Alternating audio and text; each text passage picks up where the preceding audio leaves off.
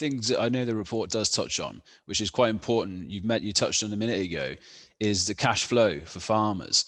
How could you give a quick explanation as to what this report suggests and how you deal with the cash flow? I mean, obviously you've just said you're pushing for subsidies to be able to go for these things, because I know that was another thing we looked at as well, was doing some forestry on our place, and things like muntjac. We have a lot of muntjac in Oxfordshire, around here certainly.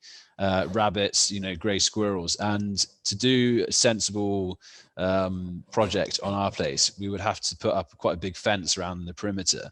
And I think that's actually being funded. There's talk, at least, about that being funded.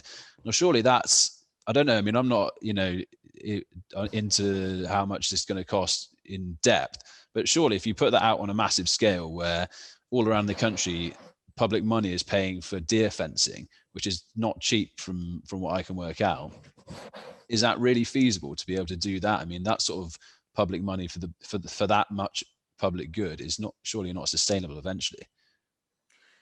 Yeah, well, I don't know. I think that's going to depend on the individual circumstances of the land and what they're doing on their land. I think there's going to be a number of different funding streams under ELMS. So you could get funding maybe for carbon capture, maybe for biodiversity benefits, for a range of things, and maybe about flood management. So hopefully the scheme is designed in such a way that it encourages farmers to make appropriate changes in appropriate places. Yeah.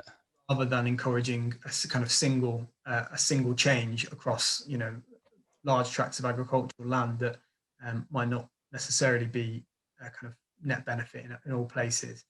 I think how we address it in the report, in the grazing report, is it's really about giving a series of options.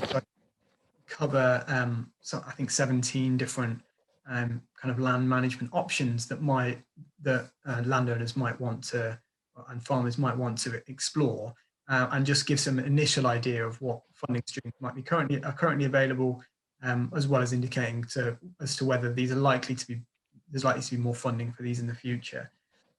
So yeah, I think there's no single piece of advice I can give landowners and farmers based on the research that we've done that helps with that kind of transitional payment and the risk. But it's definitely something that we, as the Vegan Society, are aware of as being a key barrier for change. Farmers, all types of farmers, are often locked into what they're doing because of obviously massive outlays. They might sometimes have debts that they're paying off for machinery or whatever, and once you've made those investments, you obviously can't turn on a sixpence, if you like, and do something else. Yeah. I think we will continue to push for more support for farmers that are trying to do things differently and innovate and manage land in different ways.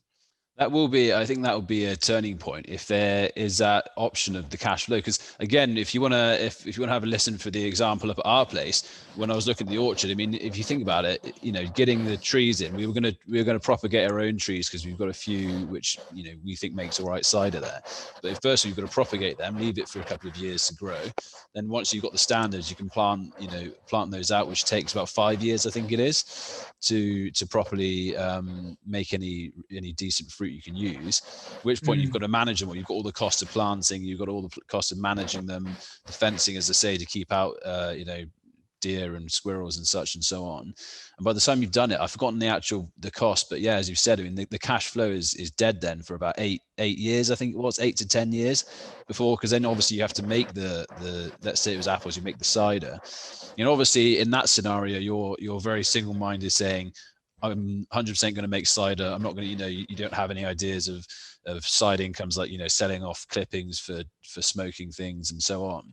So obviously it's a very narrow-minded view of end product and the route to get there. But I mean, that was one of the problems you had is there is just no cash flow for about 10 years. In fact, there's just all outflows. So, I mean, from the sound of it, the Vegan Society's answer there is the subsidies which will be coming in through ELMS, basically.